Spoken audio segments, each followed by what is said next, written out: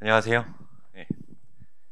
네, 이렇게 좋은 날씨에 많이들 와주셔서 너무 감사드립니다. 저는 너무 텅 비어 있으면 어떡하나 걱정했는데 생각보다 너무 많이 와주셨네요. 네, 그래서 제가 오늘 이제 말씀드릴 내용은 팔꿈치 통증에 대한 건데요.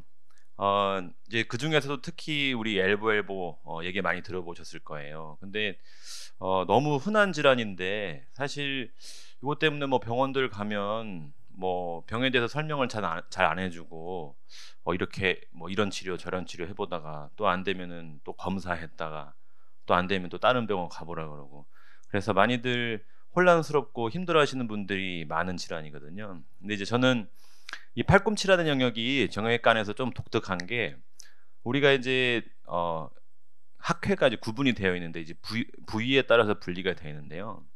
우리가 이제 주로 이제 손을 하는 사람들도 팔꿈치를 치료를 하고 어깨를 하는 사람들도 팔꿈치를 치료를 하는데 이게 겹쳐 있는 영역이다 보니까 서로 조금 이렇게 되게 깊게 안 하려는 경향이 있어요. 네. 근데 이제 저는 이제 다들 잘 안 하는 분야를 열심히 하면 금방 이제 유명해질 수 있으니까.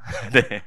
네, 그래서 저는 되게 예전부터 관심을 많이 갖고 있었고, 제가 이제 그 박사 그 학위를 받은 것도 이 엘보에 관련된 연구를 해서 박사 과정을 받았었거든요.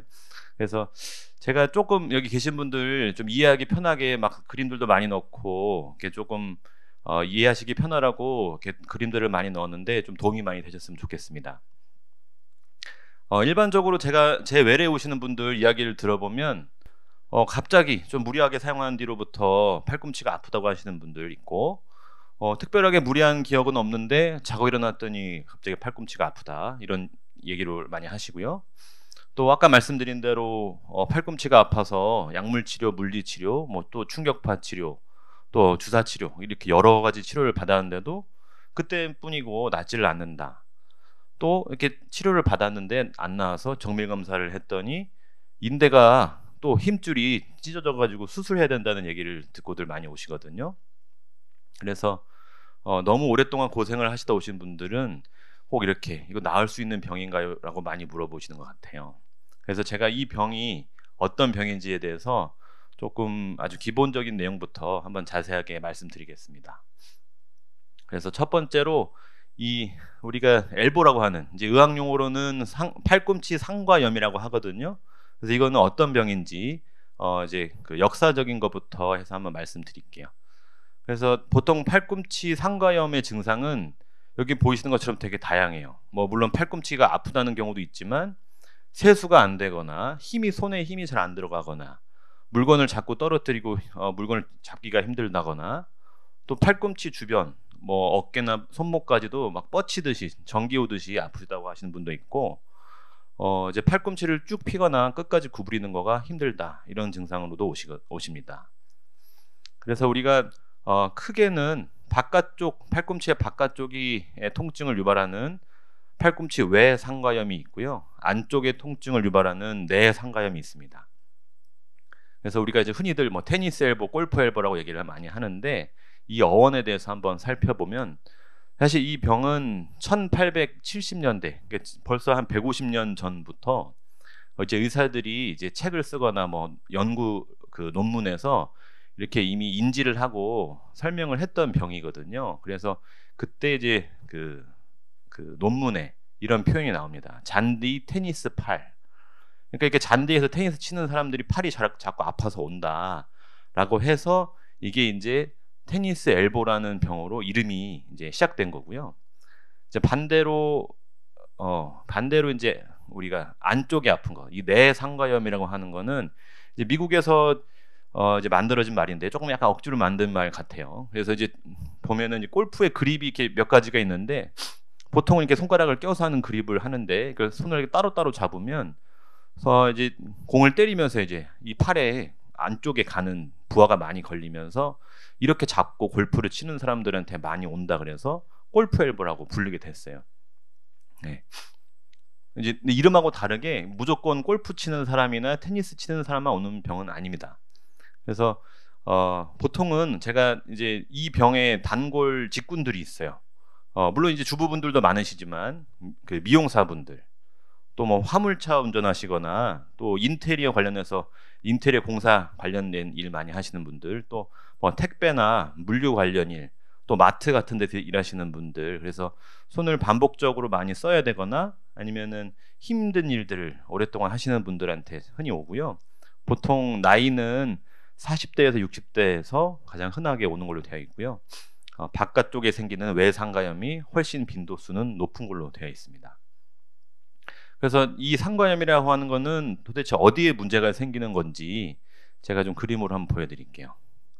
그래서 여기 우리가 이제 클라이밍, 그 올림픽에서 클라이밍 운동을 하고 계시는 이제 선수분인데 보면 이제 벽을 꽉 움켜잡고 있죠. 이제 여기 팔을 보시면 여기 이제 이 튀어나온 뼈를 따라서 이렇게 근육들이 이렇게 올록볼록 튀어나와 있는 걸 볼 수 있어요. 그래서 다들 뭔가를 지금 주먹을 꽉 줘보시면 이게 바깥쪽에 뭔가 올록볼록 튀어나오는 근육을 만지실 수 있을 거예요. 네, 그래서 이렇게 근육 결들이 이렇게 보이고, 이 근육은 우리가 이제 손목이나 손가락을 이제 특히 이제 뒤로 젖힌 상태에서 힘을 줄 때 쓰는 그런 근육인데, 이 근육이 여기 팔꿈치 바깥쪽에 붙어 있습니다. 네, 우리 또 지금 테니스 치는 선수 한번 팔을 한번 보세요.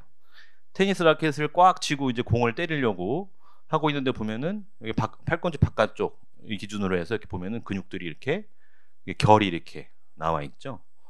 네, 그래서 이제 특히 이제 우리 그 바깥쪽에 생기는 힘줄염들은 지금과 같이 뭔가를 세게 꽉 쥐는 동작들을 할 때 여기에 이제 무리가 오면서 생기는 병이에요. 그래서 우리가 이제 팔꿈치를 주먹을 꽉 쥐고 보면은 근육이 여기가 볼록 튀어나와 있고, 이제 반대쪽 끝에는 팔꿈치 튀어나와 있는 뼈가 있고, 반대쪽 끝에는 이제 손목하고 손가락이 있어요. 그래서 우리가 손을 강하게 쓰는 동작들을 반복하게 되면 근육이 자꾸 이제 수축하는 거죠.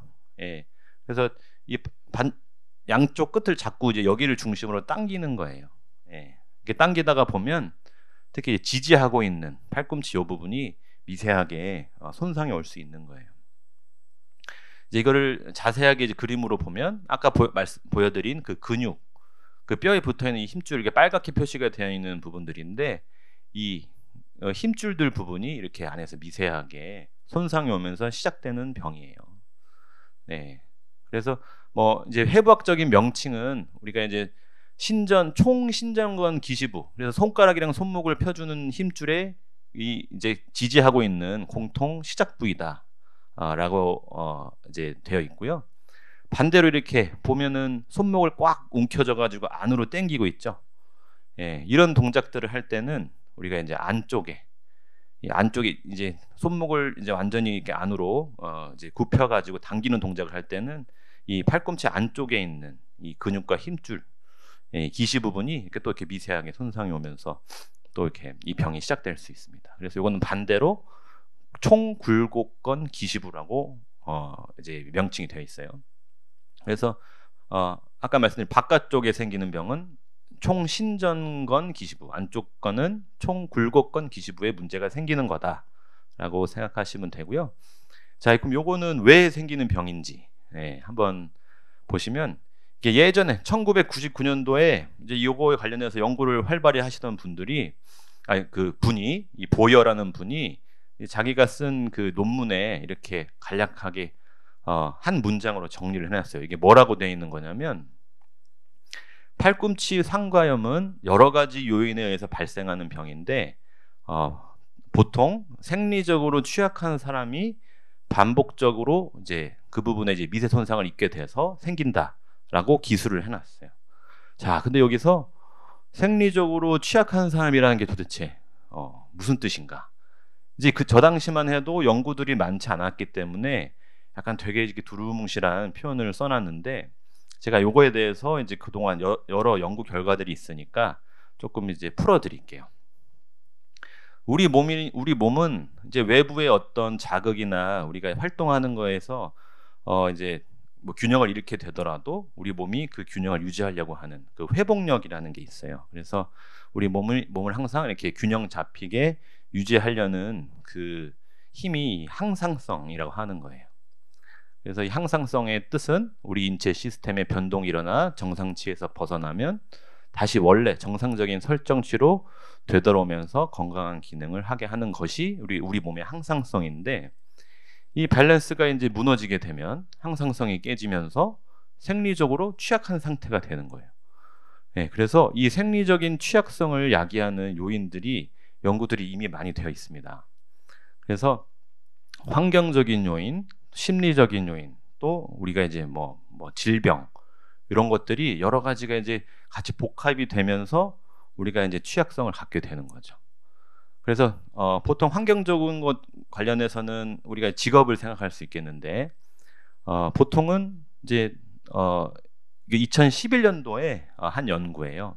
그래서 이제 연구를 해보니까 내가 직급이 어떻게 되는지, 직위하고는 특별하게 이 병의 발병하고는 관련은 없는 것 같다. 근데 일을 하시는 분들 중에 직업의 만족도가 떨어지거나 또 직장에서 내가 인정받고 이제 생활하는 거가 좀 많이 불편한 그런 마음을 갖고 있는 사람들한테 잘 생기는 것 같다라고 연구를 발표했어요.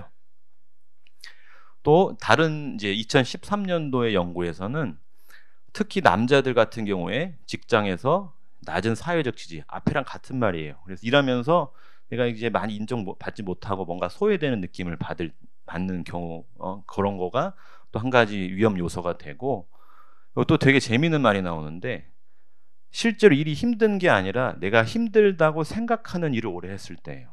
예.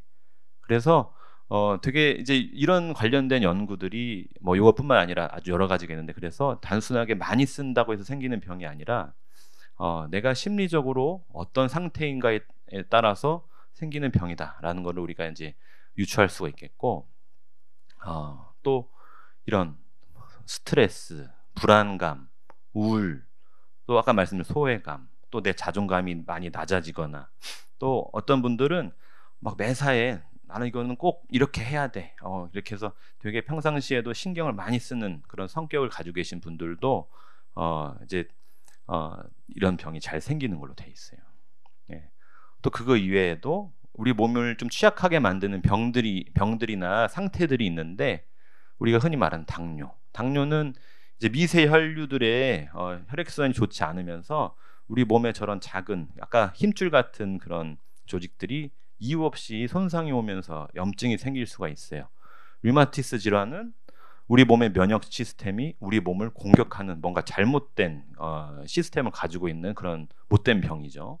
그다음에 많이 얘기 들어보셨을 통풍, 이거는 이제 요산 결정들이 우리 몸에 고농도로 있으신 분들이 있어요. 이 요산 결정들이 몸의 관절들을 자극해서 염증을 만드는 경우도 있고, 또 이 갱년기 주변에 이제 보통 이렇게 이 주변에 많이 생기시는데, 몸이 이게 급격하게 이제 호르몬 변화가 생기면서 막 예민하고 컨디션도 안 좋고 막 짜증나고 이런 상태가 지속이 되면서 오는 경우도 있고, 또 잠을 규칙적으로 잘 자지 못하고 수면 시간이 짧고 이런 분들, 또 그 외에 뭐 갑상선 질환이나 다른 호르몬 질환이 있으셔도 이 병이 잘 생기는 경향이 있습니다. 그래서 정리를 하면 여러 가지 이유에 의해서 몸이 약해진 상태에서 무리한 활동을 하면서 생기는 병이다라고 정리할 수 있겠어요. 자, 그래서 이거는 어떻게 진단하냐면 아주 간단해요. 아까 이제 주먹을 꽉 쥔 상태에서 이게 튀어나온 뼈를 이렇게 눌러보면 이 부분을 아파하시는 경우들이 있어요. 근데 다 여기만 아파하시는 건 아니고, 조금 앞쪽에 이제 딱딱한 뼈 말고 아까 이제 그 힘줄이 있는 그런 부분들에 이렇게 통증이 있어 하시는 분도 있고, 약간 뒤쪽 힘줄 이 뒤쪽 부분을 아파하시는 분도 있고요. 또 이거는 이제 엘보하고는 좀 다른 병이지만 또 이렇게 인접한, 여기는 이제 팔꿈치 관절이거든요. 관절 속에 문제가 있는 그런 병도 있고, 이 이제 근육 쭉 따라서 이 근육의 중간 부분이 막 근육이 뭉치거나 무리하면서 염증이 오는 경우도 있어요. 그래서 이렇게 만져보면은 이거는 알 수 있는 병이다. 그래서 진단하기가 상당히 간편한 병이고요. 또 안쪽 같은 경우는 이렇게 뻘떡 튀어나온 뼈가 있으니까 이것도 마찬가지로 거기 뼈를 아파하시는 분도 있고, 그 조금 앞쪽에 힘줄 있는 부분을 눌러서 아파하시는 분도 있어요. 그래서 거기를 눌러보면 내가 엘보가 있구나 라고 판단을 내리실 수 있습니다. 우리가 이제 흔히 병원에 오시면 이런 뭐 엑스레이, MRI, 뭐 초음파 이런 검사들을 하게 돼요. 이런 검사 왜 하냐면 지금 이제 정상적인 팔꿈치예요. 그런데 이제 우리가 간혹 팔을 뭐 많이 쓰신 분들 같은 경우에는 이제 관절 여기 사이에 보면 빈 틈새가 있죠. 여기 이제 물렁뼈가 있는 공간인데 이게 이제 많이 좁아져서 이제 뼈가 직접 부딪히면서 뼈가 날카로워져 있는 사람도 있고, 또 이렇게 보면은 여기는 없는데 여기는 뭔가 이렇게 뭐 돌덩이 같은 게 보이죠. 이게 석회가 끼는 석회성 힘줄염이 있는 분도 있어요. 그래서 이런 거를 우리가 원인이 다른 원인이 없는지를 확인하기 위해서 엑스레이를 확인하는 거고요. 초음파를 찍어보면 이제 여기 표시가 되어 있는데 이렇게 진하게 하얗게 보이는 요거가 뼈의 경계예요. 뼈의 경계고, 보면 마치 강물처럼 이렇게 물결처럼 되어 있죠. 요게 이제 힘줄이 붙어 있는 부분인데 여기가 비어 있죠. 예. 이분도 보면은 연결되어 있어야 되는데 중간 부분이 이렇게 군데군데 이렇게 비어 있어요. 그래서 이런 걸 보면 힘줄이 조금 손상돼서 비어 있는 부분이 있구나를 알 수 있는 검사고요. 또 MRI를 찍어 보면 이게 지금 단계별로 이렇게 표시해 놓은 건데, 원래는 팔꿈치 바깥쪽에 이렇게 두툼하게 뭔가 이제 많이 붙어 있는 힘줄들이 있는데 이게 군데군데 이렇게 비어 있는 부분들이 있죠. 점점 심해지면 여기가 넓게 터져 있는 부분도 있어요. 근데 이게 이렇게 보인다고 해서 더 심하게 아프고 이렇게 있다고 해서 덜 아프고 하지 않아요. 그래서 우리가 MRI는 이제 어떻게 치료를 하는 게 좋겠구나라는 우리가 이제 판단을 내릴 때 쓰는 거지, 단순히 이것만 가지고 이 상태면 수술을 하셔야 됩니다라고 판단하지는 않아요. 그래서 이거는 저희가 이제 치료 방향을 결정할 때 참고하는 그런 검사들이다, 예, 생각하시면 되고, 이제 치료에 대해서 하나씩 좀 짚어드릴게요. 여기 계신 팔꿈치 치료를 받아보신 분들이면 익숙한 용어들이 많을 텐데 한번 보통 정형외과에서 하는 치료들에 대해서 제가 한번 이 상과염에 어떤 의미가 있는지 한번 말씀드릴게요. 지금 그동안 말씀드린 것처럼 우리의 치료 목표는 이 근육, 이 뼈에 붙어있는 힘줄, 이렇게 미세하게 손상된 거를 다시 정상으로 돌리는 게 목표인 거예요. 그래서 그거를 잊으시면 안 돼요.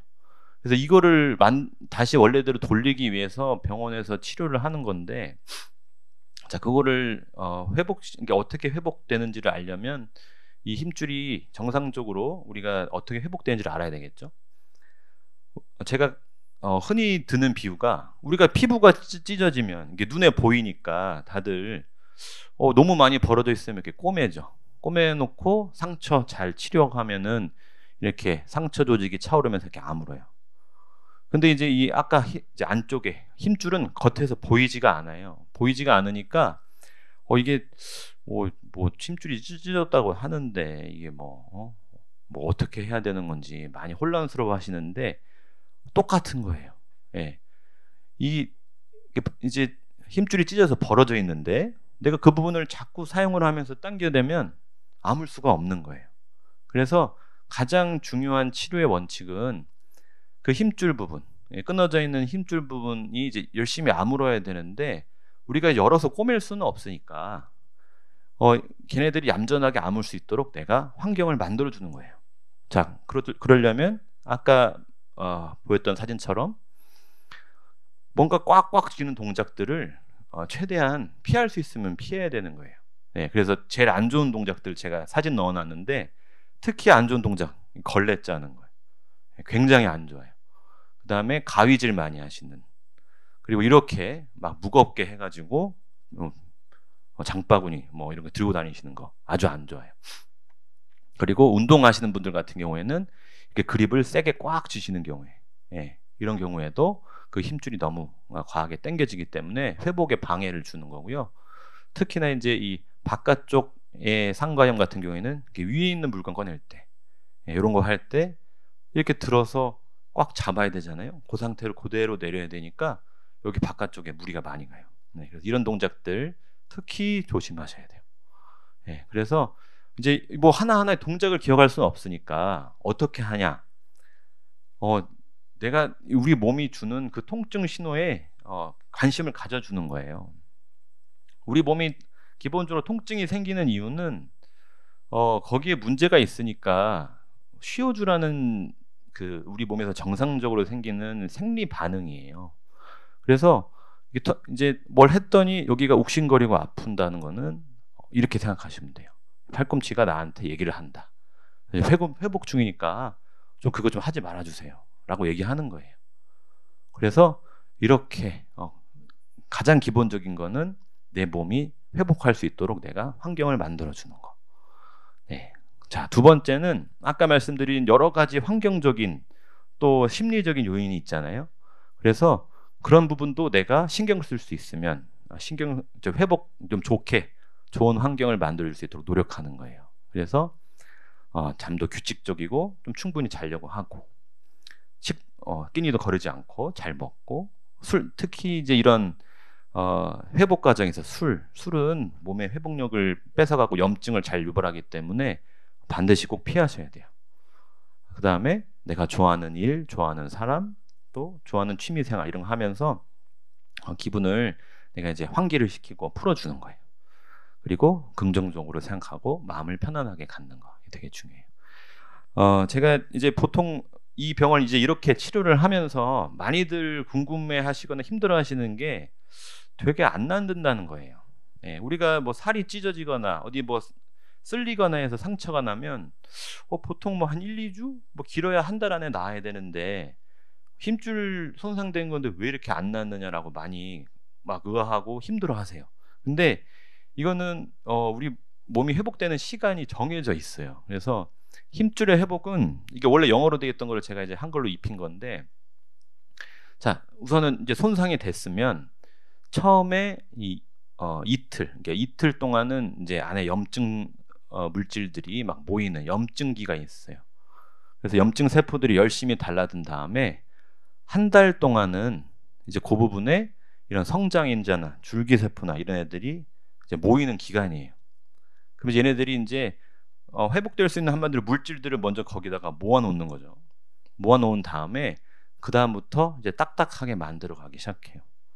그래서 여기까지가 사실은 끝나야 어느 정도 우리가 이제 쓸 수 있는 힘줄이 되는 거예요. 그래서 보통 3개월.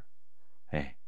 근데 이제 이렇게 한다고 해서 완전히 끝나는 게 아니라 얘네들이 이제 조직들이 이제 정상적으로 완전히 리모델링, 성숙되는 또 기간은 사실 굉장히 오래 걸려요. 그래서 거의 1년 가까이 그쪽 부분에 불평함이 있는 경우가 많이 있어요.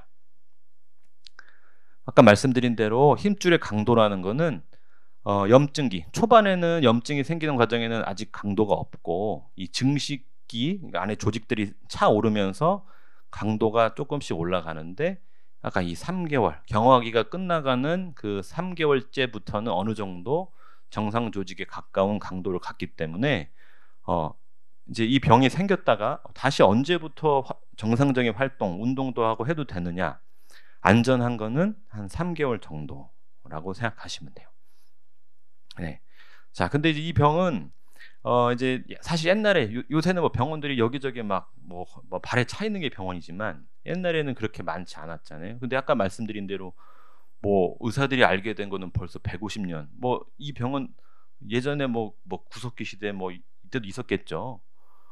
근데 이 병은 좀 이제 그 옛날 의사 선생님들이 이렇게 자료들을 모아 보니까 뭐 특별하게 치료하지 않아도 그냥 이 병에 대해서 인지가 없어도 대부분 그냥 1, 2년 안에 다 낫는 병이더라. 네, 이런 연구 결과를 발표하신 적이 있어요. 이게 1983년, 2000년대 초반, 네, 요때. 그리고 또 여러 가지 비수술적 치료들이 또 아무런 치료를 하지 않는 것보다 효과적이다라는 근거가 없다. 네. 근데 요새는 병원만 가면 막 이런저런 치료 다 하라 그러죠. 네. 근데 그러니까 이 병은 사실 자연적으로는 이렇게 아까 같이 우리가 이제 너무 이렇게 병이 생기고 나서 무리하지만 않으면 몸이 자연스럽게 그냥 저절로 회복하는 병인데 그런 환경을 요즘 다들 이렇게 막 힘들고 바쁘고 뭐 일하면서 이렇게 쉴 수 없고 이러면서 점점 병을 키워가게 되는 것 같아요. 네. 그래서 하나씩 좀 짚어드리면 요새 좀 문제예요. 요새 막 인터넷, 막 유튜브 이런 것들이 하도 발달을 하니까 거기에 막 이런 거 너무 많이 나와요. 엘보 있으면 마사지하고 스트레칭 이렇게 손목 꺾어두라 그러고 또 근육 힘 약해지니까 근력 운동 하라고 하고 이거 완전히 잘못된 얘기는 아닌데 시기가 있어요. 원래 이 운동들은 초기 치료 때 하는 게 아니라 다 회복이 끝나고 재활 운동할 때 하는 거예요. 그래서 아까 말씀드린 힘줄들이 다 회복을 한 이후에 사실 한 3개월 정도 회복 기간을 준 이후에 하는 그런 운동들인데 막 처음부터 막 난 아파 죽겠는데 막 병원에서 이거 막 스트레칭 하라고 그러고 이런 병원들 사실 되게 많아요. 예. 근데 이거는 맞지 않아요. 얘기 들어보셔도 그러겠죠. 자, 그리고 또 병원에 가면 이런 이제 따뜻하게 해주는 치료들, 또 이렇게 간섭할 치료 이런 것들은 회복을 그렇게 많이 도와준다기보다는 좀 나를 좀 편하게 해준다. 예, 이런 목적으로 병원들에서 해주는 치료라고 보시면 돼요. 예. 그리고 이제 충격파 치료 있죠. 충격파 치료는 여기 그림에서 보이듯이 안쪽에 깊숙한 조직에 아주 강한 자극을 주면서 좀 혈액 피 좀 도르라고. 예, 왜냐면 이 힘줄이라는 조직 자체는 혈액 순환이 거의 없는 조직이에요. 그래서 회복도 오래 걸리는 건데 이 조직들 좀 약간 이렇게 두드려주면서 좀 피 좀 도르라고 해주는 그런 치료예요. 그래서 이 치료는 증상과 기능 회복에 도움이 된다고 여러 연구들이 얘기하고 있어요. 근데 문제는 비싸죠. 비싸고 하면은 어떤 분들은 너무 아프고. 그래서 저는 그렇게 좋아하는 치료는 아니에요. 네. 자, 그리고 흔히들 이런 거 많이 보셨죠. 네. 엘보 보호대. 그리고 이런 이제 뭐 젊은 사람들은 이렇게 테이핑 같은 거 하는 경우도 있고 어떤 병원 가면 막 깁스도 채워져요. 자, 이런 치료들은 근거가 없어요. 네, 치료에 효과적이지 않다라고 이미 많은 연구들이 얘기를 하고 있어요. 근데 병원들 가면 이런 거 다 하나씩 주죠. 네. 우리가 또 이제 소염제. 소염제는 아까 우리 끊어진 힘줄을 회복시키는 데 도움을 주는 건 아니에요. 근데 그 회복 과정에 너무 이제 공사 과정이 막 격하게 일어나면서 염증이 과하게 생겼을 때 좀 내 일상생활 좀 하면서 좀 회복되라. 그렇게 좀 증상 완화 목적으로 쓰는 거예요. 그래서 이게 이제 많이들 단순 진통, 이거 그럼 단순 진통 목적 아니냐. 뭐 그렇게 생각할 수도 있지만 비교적 비스테로이드성 소염제는 부작용이 좀 적으면서 이렇게 일상생활을 내가 편하게 할 수 있도록 도와주는 약이니까 너무 부담감 갖지 않고 드셔도 괜찮고요. 이제 그런 증상이 사라지면 그냥 끊으시면 돼요. 네. 아니면 증상이 있을 때만 드셔도 되고. 그다음에 이제 이런 주사들 많이 홍보들을 많이 해요. 뭐 이제 플라센텍스라고 해서 뭐 DNA 주사라고 돼 있고 콜라겐 주사, 프롤로 주사 이런 것들 많이 병원들에서 홍보하는데 제가 이제 그런 우리 의사들 논문 찾아보는 그런 데 찾아보니까 사실 없어요. 예. 이런 치료가 효과가 있다라는 근거가 없어요. 근데 너무 많이 하죠. 그래서 이런 주사들 맞았는데 안 나왔다고 오시는 분들 되게 많아요. 예. 원래 이 주사들은 원래 어디에 썼던 거냐면 성형외과에서 어디가 피부가 까지거나 했을 때 잘 안 나을 때 발라주는 약들이에요. 예. 그래서 제가 생각했을 때는 아직은 치료 목적으로 쓰기에는 조금 근거가 부족하다. 예. 그리고 이제 많이들 좀 거부감을 가지고 있으신 스테로이드 주사예요. 스테로이드 주사는 의사들이 아주 옛날부터 써오던 치료약인데 얘는 아주 강한 그러니까 소염 작용을 하죠. 예, 그래서 어떤 경우에 쓰냐면 뭐 약도 먹어보고 충분히 쉬어보고 하는데도 너무 아파. 예, 내가 너무 힘들어. 예, 그리고 아니면은 쉴 수가 없어 나는 일을 해야 되는데 일 안 해, 일 안 하면은 이제 가족들도 있고 해서 나는 일을 해야 되는데 너무 아파 죽겠어. 그럴 때 조금 이제 편하게 일하시라고 단기적으로 그냥 보통 효과가 한 2-3달 가거든요. 그런 정도 기간 정도 좀 편하게 지내시는 목적이지만 안에 힘줄이 좋지 않은데 이 주사 맞고 안 아프니까 막 쓰시면 그 주사 기간 동안 안 아프니까 좋으시겠지만 주사 효과가 사라지는 2-3달 지나면 더 아파요. 안에 힘줄 상태가 더 나빠져 있겠죠. 그러니까 이제 도움을 받을 수 있는 치료지만 그렇게 처음부터 주는 그런 치료는 아니다. 그리고 이제 PRP 주사 있어요. PRP라고 자기 피를 뽑아가지고 원심 분리를 돌려서 이제 우리 혈소판이 많이 들어있는 그 부분 거기가 이제 성장인자들이 많이 들어있다 그래서 그거를 이제 병변에다 직접 쏴주는 PRP 주사라는 게 있는데 이거는 자기 피를 하는 거니까 안전하겠죠. 근데 아직까지는 효과가 있다 없다 좀 말이 많아요. 예. 원래는 그래서 우리나라에서도 한 3년 전쯤에 하라고 막 허가를 내줬다가 갑자기 이제 내일 모레죠. 4월 달부터는 너무 많이 하지 마라. 바뀌고 있어요. 예. 자, 그다음에 이제 앞에서 했던 그런 치료들, 나도 충분히 쉬어주고 이런저런 치료도 하고 여러 가지 가진 노력을 했는데도 안 나. 그러면은 이제 수술밖에 이제 선택지가 안 남아요. 이제 그럴 때는 수술을 해야 되는데, 수술은 어떤 개념인 거냐면 이제 지금 현재 사용하는 수술법을 이제 제시하신 분이 이 나이 드신 이 미국 분이에요. 예. 그래서 이분이 수술 방법을 이제 논문을 내신 게 79년도인데 아직까지도 이 방법을 쓰고 있어요. 그래서 이제 여기 아까 힘줄들이야. 튀어나온 뼈 힘줄들. 이제 이제 색깔이 이제 흑백으로 되어 있지만 염증이 오래돼서 못 나은 조직은 들어가서 보면은 회색 빛깔 막 뿌예요. 그러고 이게 핀셋으로 잡아보면 막 퍼석퍼석 다 깨져요. 그래서 그런 조직들을 이렇게 다 넓게 도려내는 거예요. 예. 그다음에 보통은 이게 뼈 인접한 부분에 염증이 오래 있으면 뼈도 되게 날카로워져 있고 울퉁불퉁하고 되게 예민한 조직이 돼 있기 때문에 뼈도 이렇게 다듬어 주는 거예요. 예. 그렇게 하고 이제 여기 사이 공간을 이렇게 닫아주고. 이 방식을 가장 많이 쓰고 있어요. 그래서 이제 수술 자체는 안 좋은 조직을 싹 제거하고 꼬매주는 거니까 수술을 서두를 필요가 없어요. 최대한 내가 뭐 약도 먹어보고 좀 도움이 되는 치료가 있으면 그런 치료를 최대한 할 만큼 하다가 난 이거 계속 재발하고 너무 길어지고 생활이 이거는 사는 게 아닌 것 같다. 그런 정도로 생각이 들 때 하시면 돼요. 근데 다행인 거는 이거는 이제 관절경으로 하는 방법도 있는데 어쨌든 다행인 거는 수술적인 치료는 이미 저게 발표된 지가 벌써 얼마예요? 50년 더 됐잖아요. 그래서 연구들이 이미 다 좋다. 수술하고 나면 95% 이상, 97% 이상 좋은 결과를 보였다라고 되어 있어요.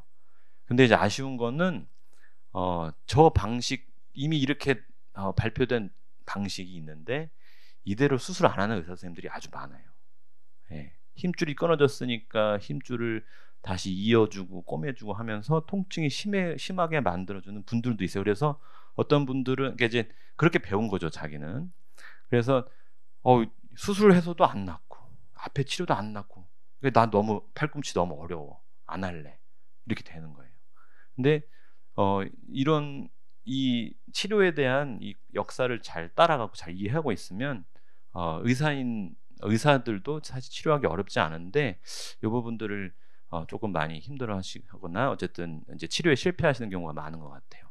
그래서 어쨌든 종착역인 수술에 왔는데 수술적인 치료는 상당히 결과가 괜찮다. 그러면은 어떻게든 뭐 어쨌든 이런저런 치료도 안 되면 수술하면 좋아질 수 있겠구나라고 생각하시면 돼요.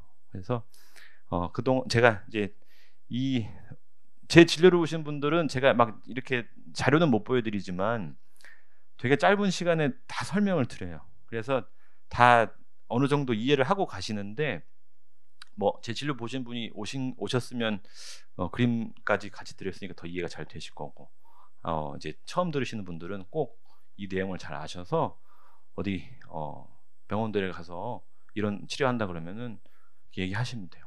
그 치료 근거가 없다는데 저 안 할래요. 네, 그렇게 얘기하시면 돼요. 그래서 우리 뭐 사람들이 다 이게 똑똑해져서 다 같이 점점 발전하는 쪽으로 가야지. 저는 그게 좋다고 생각해요. 그래서 자 정리를 하면 이 병은 내가 팔꿈치 이게 문제가 생겼어. 그러면은 거기 좀 귀를 기울여서 그런 동작들 피하고 내가 회복할 수 있는 그런 좋은 환경을 만들어 주자. 그리고 팔꿈치 상가염 엘보 나을 수 있는 병이다. 네, 이상입니다.